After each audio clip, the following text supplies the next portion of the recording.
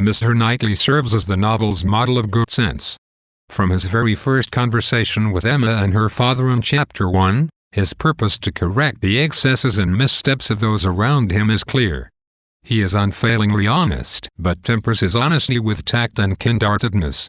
Almost always, we can depend upon him to provide the correct evaluation of the other character's behavior and personal worth. He intuitively understands and kindly makes allowances for Mr. Woodhouse's whims. He is sympathetic and protective of the women in the community, including Jane, Harriet, and Miss Bates. And, most of all, even though he frequently disapproves of her behavior, he dotes on Emma. Knightley's love for Emma, the one emotion he cannot govern fully, leads to his only lapses of judgment and self-control. Before even meeting Frank, Knightley decides that he does not like him. It gradually becomes clear that Knightley feels jealous he does not welcome a rival.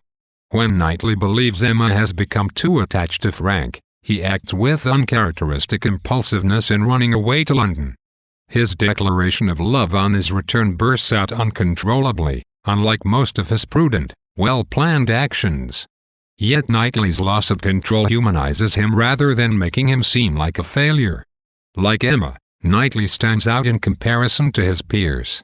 His brother, Mr. John Knightley, shares his clear-sightedness but lacks his unfailing kindness and tact.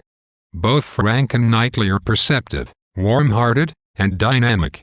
But whereas Frank uses his intelligence to conceal his real feelings and invent clever compliments to please those around him, Knightley uses his intelligence to discern right moral conduct. Knightley has little use for cleverness for its own sake. He rates propriety and concern for others more highly.